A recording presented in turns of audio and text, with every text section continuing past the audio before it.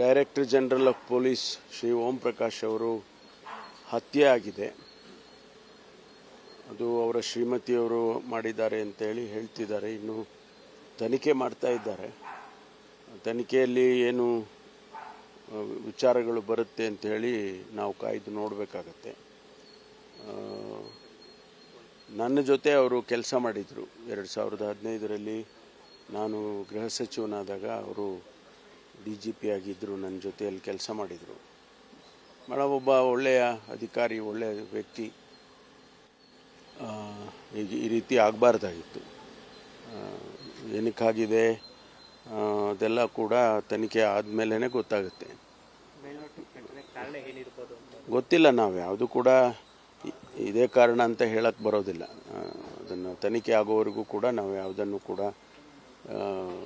ನಿರ್ದಿಷ್ಟವಾಗಿ ಹೇಳಕ್ಕೆ ಬರೋದಿಲ್ಲ. ಗೊತ್ತಿಲ್ಲ ಗೊತ್ತಿಲ್ಲ ಯಾವುದು, ಅದೆಲ್ಲ ತನಿಖೆ ಆದಮೇಲೆ ಈಗ ವಿಷಯಗಳು ಹೊರಗಡೆ ಬರುತ್ತೆ. ಅದನ್ನೆಲ್ಲ ಇವಾಗ ತನಿಖೆ ಮಾಡ್ತಿದ್ದಾರೆ, ಶುರು ಮಾಡಿದ್ದಾರೆ. ಈಗಾಗಲೇ ನಮ್ಮ ಅಧಿಕಾರಿಗಳು ಅದಕ್ಕೆ ತನಿಖೆ ಮಾಡ್ತಿದ್ದಾರೆ. ಸರ್, ಈ ಹಿಂದೆ ಕೂಡ ಸಾಕಷ್ಟು ಆಪಾದನೆಗಳು ಅವ್ರ ಮೇಲೆ ಬಂದಿತ್ತು. ಚಿಕ್ಕಮಗಳೂರು ಎಲ್ಲ ಏನೂ ಗೊತ್ತಿಲ್ಲ ನನಗೆ. ಅದರ ಬಗ್ಗೆನೂ ಅವರೆಲ್ಲ ತನಿಖೆ ಮಾಡ್ತಾರೆ. ತನಿಖೆ ಬರೋವರೆಗೂ ಏನು ಹೇಳೋಕ್ಕಾಗೋದಿಲ್ಲ.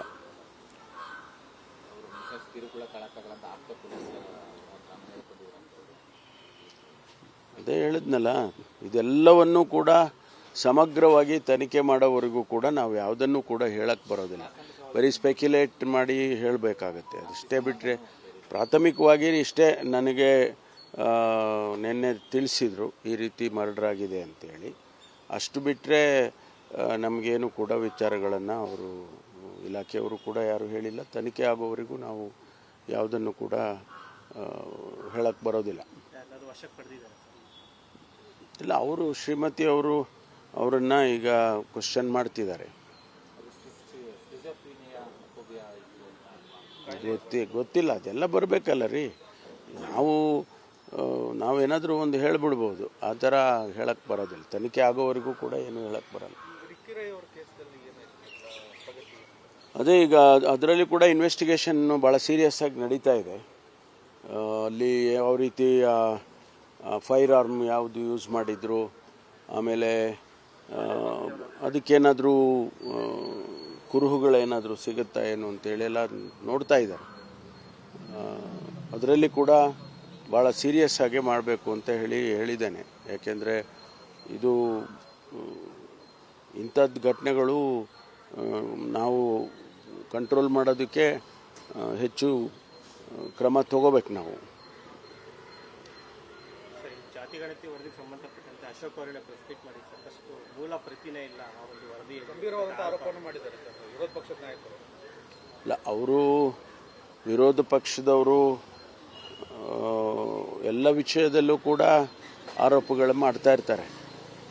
ನಾವು ಅವರಿಗೆ ಕೇಳೋದೇನು ಅಂದರೆ, ನೀವು ಪಾಸಿಟಿವ್ ಕ್ರಿಟಿಸಿಸಮ್ ಮಾಡಿ ಸರ್ಕಾರದ್ದು, ಅನವಶ್ಯಕವಾಗಿ ಆರೋಪಗಳನ್ನು ಮಾಡಿದರೆ ಪ್ರಯೋಜನ ಇಲ್ಲ ಅಂತ ಹೇಳ್ತಿರ್ತೀವಿ. ಆದರೆ ಅವರು ಆರೋಪಗಳನ್ನು ಮಾಡ್ತಾನೆ ಇರ್ತಾರೆ. ಈಗ ಮೂಲ ಪ್ರತಿನೇ ಇಲ್ಲದೆ ಹೇಗಾಗುತ್ತೆ? ಮೂಲ ಪ್ರತಿ ಕಮಿಷನರೇಟಲ್ಲಿ ಇರಲೇಬೇಕಾಗ್ತದೆ.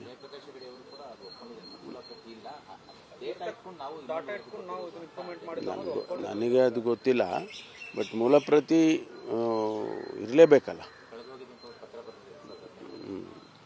ಗೊತ್ತಿಲ್ಲ ಅದು.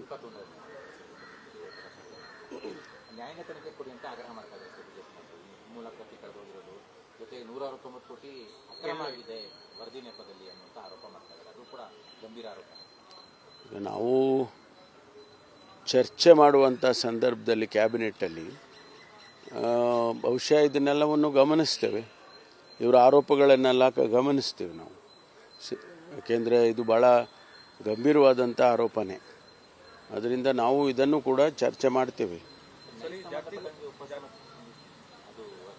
ಕಾಲಯಾಪನೆ ಮಾಡೋದಕ್ಕೆ ರಾಜ್ಯ ಸರ್ಕಾರ ಮತ್ತೊಂದು ನೆಪ ಕಂಡುಕೊಂಡಿದೆ ಅಂತ ಆರೋಪ. ಅಂದರೆ ಹಿಂದೆನೂ ಕೂಡ ಒಂದು ಸಮಿತಿ ಮಾಡಿದ್ರು, ಅದು ಕೂಡ ವರದಿ ಕೊಟ್ಟಿದ್ದಾರೆ. ಈಗ ಮತ್ತೊಂದು ಸಮಿತಿ ಮಾಡಿದ್ದಾರೆ. ಎಲ್ಲ ಒಂದು ಕಡೆ ಈ ಹಿಂದುಳಿದ ಸಮುದಾಯಕ್ಕೆ ನ್ಯಾಯ ಒದಗಿಸಬೇಕು ಅಂತ ಹೇಳಿ ಸುಮಾರು 10 ಸಮಿತಿಗಳಾಗಿದ್ದಾವೆ ಇಲ್ಲಿವರೆಗೆ. ಆ ಸಂದರ್ಭದಲ್ಲಿ ಎಲ್ಲ ಕೆಲವು ಸಮೀಕ್ಷೆಗಳು ಮಾಡಿದ್ದಾರೆ, ಕೆಲವು ಒಂದಿಷ್ಟು ಡೇಟಾ ಸ್ಯಾಂಪಲ್ ಡೇಟಾ ಕಲೆಕ್ಟ್ ಮಾಡಿದ್ದಾರೆ. ಇದೇ ಮೊದಲನೇ ಬಾರಿಗೆ ಸಂಪೂರ್ಣವಾಗಿ ಡೇಟಾವನ್ನು ಕಲೆಕ್ಟ್ ಮಾಡಿರುವಂಥದ್ದು. ಆದ್ದರಿಂದ ಇದಕ್ಕೆ ಹೆಚ್ಚು ಮಹತ್ವ ಬರ್ತದೆ ವಿನಃ ಬೇರೆ ಯಾವುದಕ್ಕೂ ಬರೋದಿಲ್ಲ.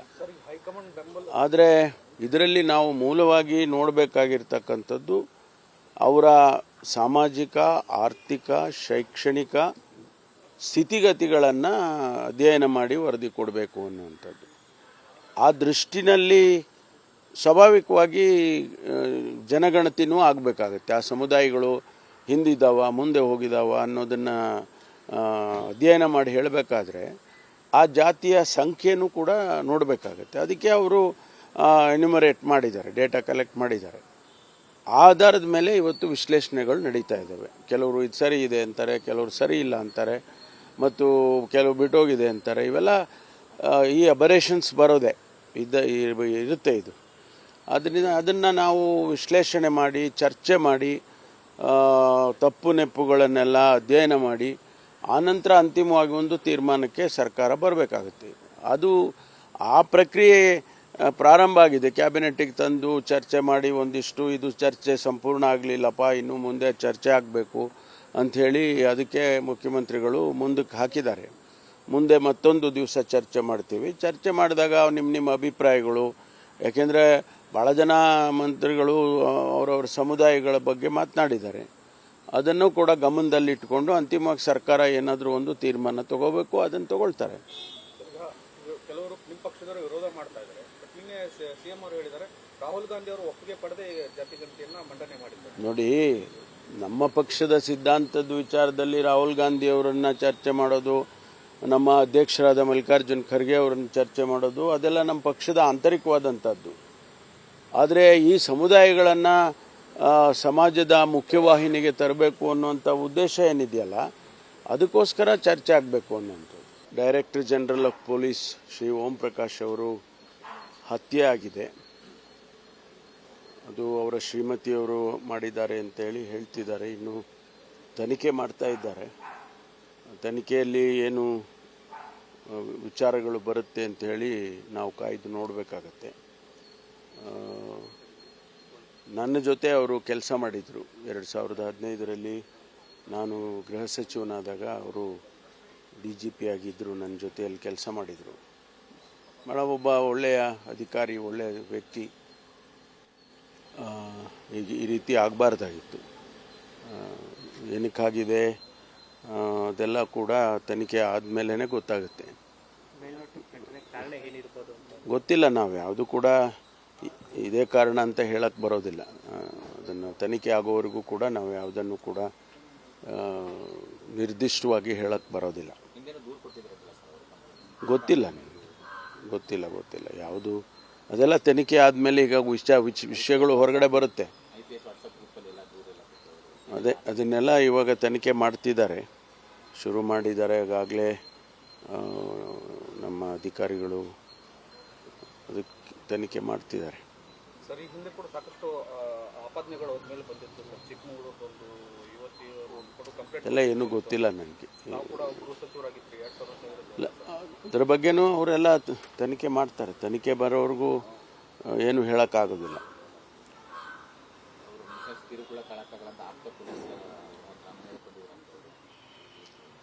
ಅದೇ ಹೇಳಿದ್ನಲ್ಲ, ಇದೆಲ್ಲವನ್ನೂ ಕೂಡ ಸಮಗ್ರವಾಗಿ ತನಿಖೆ ಮಾಡೋವರೆಗೂ ಕೂಡ ನಾವು ಯಾವುದನ್ನು ಕೂಡ ಹೇಳಕ್ಕೆ ಬರೋದಿಲ್ಲ. ಬರೀ ಸ್ಪೆಕ್ಯುಲೇಟ್ ಮಾಡಿ ಹೇಳಬೇಕಾಗತ್ತೆ. ಅದಷ್ಟೇ ಬಿಟ್ಟರೆ ಪ್ರಾಥಮಿಕವಾಗಿ ಇಷ್ಟೇ ನನಗೆ ನಿನ್ನೆ ತಿಳಿಸಿದರು ಈ ರೀತಿ ಮರ್ಡರ್ ಆಗಿದೆ ಅಂತೇಳಿ. ಅಷ್ಟು ಬಿಟ್ಟರೆ ನಮಗೇನು ಕೂಡ ವಿಚಾರಗಳನ್ನು ಅವರು ಇಲಾಖೆಯವರು ಕೂಡ ಯಾರೂ ಹೇಳಿಲ್ಲ. ತನಿಖೆ ಆಗೋವರೆಗೂ ನಾವು ಯಾವುದನ್ನು ಕೂಡ ಹೇಳಕ್ಕೆ ಬರೋದಿಲ್ಲ. ಇಲ್ಲ, ಅವರು ಶ್ರೀಮತಿ ಅವರನ್ನು ಈಗ ಕ್ವಶನ್ ಮಾಡ್ತಿದ್ದಾರೆ. ಗೊತ್ತಿಲ್ಲ, ಅದೆಲ್ಲ ಬರಬೇಕಲ್ಲ ರೀ. ನಾವು ನಾವೇನಾದರೂ ಒಂದು ಹೇಳಿಬಿಡ್ಬೋದು. ಆ ಥರ ಹೇಳಕ್ಕೆ ಬರೋದಿಲ್ಲ. ತನಿಖೆ ಆಗೋವರೆಗೂ ಕೂಡ ಏನು ಹೇಳಕ್ಕೆ ಬರಲ್ಲ. ರಿಕ್ಕಿ ರೈ ಅವ್ರ ಕೇಸಲ್ಲಿ ಏನಾಯ್ತು ಪ್ರಗತಿ? ಅದೇ ಈಗ ಅದರಲ್ಲಿ ಕೂಡ ಇನ್ವೆಸ್ಟಿಗೇಷನ್ನು ಭಾಳ ಸೀರಿಯಸ್ ಆಗಿ ನಡೀತಾ ಇದೆ. ಅಲ್ಲಿ ಯಾವ ರೀತಿ ಫೈರ್ ಆರ್ಮ್ ಯಾವುದು ಯೂಸ್ ಮಾಡಿದ್ರು, ಆಮೇಲೆ ಅದಕ್ಕೇನಾದರೂ ಕುರುಹುಗಳೇನಾದರೂ ಸಿಗುತ್ತಾ ಏನು ಅಂತೇಳಿ ಎಲ್ಲ ನೋಡ್ತಾ ಇದ್ದಾರೆ. ಅದರಲ್ಲಿ ಕೂಡ ಭಾಳ ಸೀರಿಯಸ್ ಆಗಿ ಮಾಡಬೇಕು ಅಂತ ಹೇಳಿದ್ದೇನೆ. ಯಾಕೆಂದರೆ ಇದು ಇಂಥದ್ದು ಘಟನೆಗಳು ನಾವು ಕಂಟ್ರೋಲ್ ಮಾಡೋದಕ್ಕೆ ಹೆಚ್ಚು ಕ್ರಮ ತಗೋಬೇಕು ನಾವು. ಸರಿ, ಜಾತಿ ಗಣತಿ ವರದಿಗೆ ಸಂಬಂಧಪಟ್ಟಂತೆ ಅಶೋಕ್ ಅವರೇ ಪ್ರೆಸ್ ಮೀಟ್ ಮಾಡಿ ಸಾಕಷ್ಟು ಮೂಲ ಪ್ರತಿನೇ ಇಲ್ಲ ಆ ಒಂದು ವರದಿ ಗಂಭೀರವಾದಂಥ ಆರೋಪವನ್ನು ಮಾಡಿದ್ದಾರೆ ಸರ್ ವಿರೋಧ ಪಕ್ಷದ ನಾಯಕರು. ಇಲ್ಲ, ಅವರು ವಿರೋಧ ಪಕ್ಷದವರು ಎಲ್ಲ ವಿಷಯದಲ್ಲೂ ಕೂಡ ಆರೋಪಗಳು ಮಾಡ್ತಾ ಇರ್ತಾರೆ. ನಾವು ಅವರಿಗೆ ಕೇಳೋದೇನು ಅಂದರೆ, ನೀವು ಪಾಸಿಟಿವ್ ಕ್ರಿಟಿಸಿಸಮ್ ಮಾಡಿ ಸರ್ಕಾರದ್ದು, ಅನವಶ್ಯಕವಾಗಿ ಆರೋಪಗಳನ್ನು ಮಾಡಿದರೆ ಪ್ರಯೋಜನ ಇಲ್ಲ ಅಂತ ಹೇಳ್ತಿರ್ತೀವಿ. ಆದರೆ ಅವರು ಆರೋಪಗಳನ್ನು ಮಾಡ್ತಾನೆ ಇರ್ತಾರೆ. ಈಗ ಮೂಲ ಪ್ರತಿನೇ ಇಲ್ಲದೆ ಹೇಗಾಗುತ್ತೆ? ಮೂಲ ಪ್ರತಿ ಕಮಿಷನರೇಟಲ್ಲಿ ಇರಲೇಬೇಕಾಗ್ತದೆ.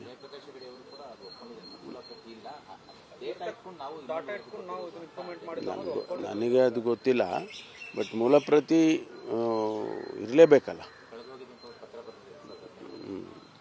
ಗೊತ್ತಿಲ್ಲ ಅದು. ನ್ಯಾಯಾಂಗ ತನಿಖೆ ಕೊಡಿ ಅಂತ ಆಗ್ರಹ ಮಾಡ್ತಾ ಇದ್ದಾರೆ ಮೂಲ ಪ್ರತಿ ಕಳೆದೋಗಿರೋದು, ಜೊತೆಗೆ 169 ಕೋಟಿ ಅಕ್ರಮ ಆಗಿದೆ ವರದಿ ನೆಪದಲ್ಲಿ ಅನ್ನುವಂಥ ಆರೋಪ ಮಾಡ್ತಾ ಇದ್ದಾರೆ. ಅದು ಕೂಡ ಗಂಭೀರ ಆರೋಪ. ಈಗ ನಾವು ಚರ್ಚೆ ಮಾಡುವಂಥ ಸಂದರ್ಭದಲ್ಲಿ ಕ್ಯಾಬಿನೆಟ್ಟಲ್ಲಿ ಬಹುಶಃ ಇದನ್ನೆಲ್ಲವನ್ನು ಗಮನಿಸ್ತೇವೆ. ಇವರ ಆರೋಪಗಳನ್ನೆಲ್ಲ ಗಮನಿಸ್ತೇವೆ ನಾವು. ಯಾಕೆಂದರೆ ಇದು ಭಾಳ ಗಂಭೀರವಾದಂಥ ಆರೋಪನೇ. ಅದರಿಂದ ನಾವು ಇದನ್ನು ಕೂಡ ಚರ್ಚೆ ಮಾಡ್ತೇವೆ. ಅದು ಕಾಲಯಾಪನೆ ಮಾಡೋದಕ್ಕೆ ರಾಜ್ಯ ಸರ್ಕಾರ ಮತ್ತೊಂದು ನೆಪ ಕಂಡುಕೊಂಡಿದ್ದಾನೆ ಅಂತ ಆರೋಪ. ಅಂದರೆ ಹಿಂದೆನೂ ಕೂಡ ಒಂದು ಸಮಿತಿ ಮಾಡಿದ್ರು, ಅದು ಕೂಡ ವರದಿ ಕೊಟ್ಟಿದ್ದಾರೆ. ಈಗ ಮತ್ತೊಂದು ಸಮಿತಿ ಮಾಡಿದ್ದಾರೆ. ಎಲ್ಲ ಒಂದು ಕಡೆ ನೋಡಿ, ಈ ಹಿಂದುಳಿದ ಸಮುದಾಯಕ್ಕೆ ನ್ಯಾಯ ಒದಗಿಸಬೇಕು ಅಂತ ಹೇಳಿ ಸುಮಾರು 10 ಸಮಿತಿಗಳಾಗಿದ್ದಾವೆ ಇಲ್ಲಿವರೆಗೆ. ಆ ಸಂದರ್ಭದಲ್ಲಿ ಎಲ್ಲ ಕೆಲವು ಸಮೀಕ್ಷೆಗಳು ಮಾಡಿದ್ದಾರೆ, ಕೆಲವು ಒಂದಿಷ್ಟು ಡೇಟಾ, ಸ್ಯಾಂಪಲ್ ಡೇಟಾ ಕಲೆಕ್ಟ್ ಮಾಡಿದ್ದಾರೆ. ಇದೇ ಮೊದಲನೇ ಬಾರಿಗೆ ಸಂಪೂರ್ಣವಾಗಿ ಡೇಟಾವನ್ನು ಕಲೆಕ್ಟ್ ಮಾಡಿರುವಂಥದ್ದು. ಆದ್ದರಿಂದ ಇದಕ್ಕೆ ಹೆಚ್ಚು ಮಹತ್ವ ಬರ್ತದೆ ವಿನಃ ಬೇರೆ ಯಾವುದಕ್ಕೂ ಬರೋದಿಲ್ಲ. ಆದರೆ ಇದರಲ್ಲಿ ನಾವು ಮೂಲವಾಗಿ ನೋಡಬೇಕಾಗಿರ್ತಕ್ಕಂಥದ್ದು ಅವರ ಸಾಮಾಜಿಕ, ಆರ್ಥಿಕ, ಶೈಕ್ಷಣಿಕ ಸ್ಥಿತಿಗತಿಗಳನ್ನು ಅಧ್ಯಯನ ಮಾಡಿ ವರದಿ ಕೊಡಬೇಕು ಅನ್ನುವಂಥದ್ದು. ಆ ದೃಷ್ಟಿನಲ್ಲಿ ಸ್ವಾಭಾವಿಕವಾಗಿ ಜನಗಣತಿನೂ ಆಗಬೇಕಾಗತ್ತೆ. ಆ ಸಮುದಾಯಗಳು ಹಿಂದಿದ್ದಾವ, ಮುಂದೆ ಹೋಗಿದ್ದಾವ ಅನ್ನೋದನ್ನು ಅಧ್ಯಯನ ಮಾಡಿ ಹೇಳಬೇಕಾದ್ರೆ ಆ ಜಾತಿಯ ಸಂಖ್ಯೆನೂ ಕೂಡ ನೋಡಬೇಕಾಗತ್ತೆ. ಅದಕ್ಕೆ ಅವರು ಎನ್ಯುಮರೇಟ್ ಮಾಡಿದ್ದಾರೆ, ಡೇಟಾ ಕಲೆಕ್ಟ್ ಮಾಡಿದ್ದಾರೆ. ಆಧಾರದ ಮೇಲೆ ಇವತ್ತು ವಿಶ್ಲೇಷಣೆಗಳು ನಡೀತಾ ಇದ್ದಾವೆ. ಕೆಲವರು ಇದು ಸರಿ ಇದೆ ಅಂತಾರೆ, ಕೆಲವರು ಸರಿ ಇಲ್ಲ ಅಂತಾರೆ, ಮತ್ತು ಕೆಲವು ಬಿಟ್ಟೋಗಿದೆ ಅಂತಾರೆ. ಇವೆಲ್ಲ ಈ ಅಬರೇಷನ್ಸ್ ಬರೋದೆ ಇರುತ್ತೆ ಇದು. ಅದರಿಂದ ಅದನ್ನು ನಾವು ವಿಶ್ಲೇಷಣೆ ಮಾಡಿ, ಚರ್ಚೆ ಮಾಡಿ, ತಪ್ಪು ನೆಪ್ಪುಗಳನ್ನೆಲ್ಲ ಅಧ್ಯಯನ ಮಾಡಿ ಆನಂತರ ಅಂತಿಮವಾಗಿ ಒಂದು ತೀರ್ಮಾನಕ್ಕೆ ಸರ್ಕಾರ ಬರಬೇಕಾಗುತ್ತೆ. ಅದು ಆ ಪ್ರಕ್ರಿಯೆ ಪ್ರಾರಂಭ ಆಗಿದೆ. ಕ್ಯಾಬಿನೆಟ್ಟಿಗೆ ತಂದು ಚರ್ಚೆ ಮಾಡಿ ಒಂದಿಷ್ಟು ಇದು ಚರ್ಚೆ ಸಂಪೂರ್ಣ ಆಗಲಿಲ್ಲಪ್ಪ, ಇನ್ನು ಮುಂದೆ ಚರ್ಚೆ ಆಗಬೇಕು ಅಂಥೇಳಿ ಅದಕ್ಕೆ ಮುಖ್ಯಮಂತ್ರಿಗಳು ಮುಂದಕ್ಕೆ ಹಾಕಿದ್ದಾರೆ. ಮುಂದೆ ಮತ್ತೊಂದು ದಿವಸ ಚರ್ಚೆ ಮಾಡ್ತೀವಿ. ಚರ್ಚೆ ಮಾಡಿದಾಗ ನಿಮ್ಮ ಅಭಿಪ್ರಾಯಗಳು, ಯಾಕೆಂದರೆ ಭಾಳ ಜನ ಮಂತ್ರಿಗಳು ಅವರವ್ರ ಸಮುದಾಯಗಳ ಬಗ್ಗೆ ಮಾತನಾಡಿದ್ದಾರೆ. ಅದನ್ನು ಕೂಡ ಗಮನದಲ್ಲಿಟ್ಟುಕೊಂಡು ಅಂತಿಮವಾಗಿ ಸರ್ಕಾರ ಏನಾದರೂ ಒಂದು ತೀರ್ಮಾನ ತಗೋಬೇಕು, ಅದನ್ನು ತಗೊಳ್ತಾರೆ. ಕೆಲವರು ನಿಮ್ಮ ಪಕ್ಷದವರು ವಿರೋಧ ಮಾಡ್ತಾ ಇದ್ದಾರೆ. ನಿನ್ನೆ ಸಿಎಂ ಅವರು ಹೇಳಿದ್ದಾರೆ, ರಾಹುಲ್ ಗಾಂಧಿ ಅವರು ಒಪ್ಪಿಗೆ ಪಡೆದೇ ಜಾತಿ ಗಣತಿಯನ್ನು ಮಂಡನೆ ಮಾಡಿದ್ದಾರೆ. ನೋಡಿ, ನಮ್ಮ ಪಕ್ಷದ ಸಿದ್ಧಾಂತದ ವಿಚಾರದಲ್ಲಿ ರಾಹುಲ್ ಗಾಂಧಿ ಅವರನ್ನು ಚರ್ಚೆ ಮಾಡೋದು, ನಮ್ಮ ಅಧ್ಯಕ್ಷರಾದ ಮಲ್ಲಿಕಾರ್ಜುನ್ ಖರ್ಗೆ ಅವರನ್ನು ಚರ್ಚೆ ಮಾಡೋದು, ಅದೆಲ್ಲ ನಮ್ಮ ಪಕ್ಷದ ಆಂತರಿಕವಾದಂಥದ್ದು. ಆದರೆ ಈ ಸಮುದಾಯಗಳನ್ನು ಸಮಾಜದ ಮುಖ್ಯವಾಹಿನಿಗೆ ತರಬೇಕು ಅನ್ನುವಂಥ ಉದ್ದೇಶ ಏನಿದೆಯಲ್ಲ ಅದಕ್ಕೋಸ್ಕರ ಚರ್ಚೆ ಆಗಬೇಕು ಅನ್ನೋಂಥದ್ದು.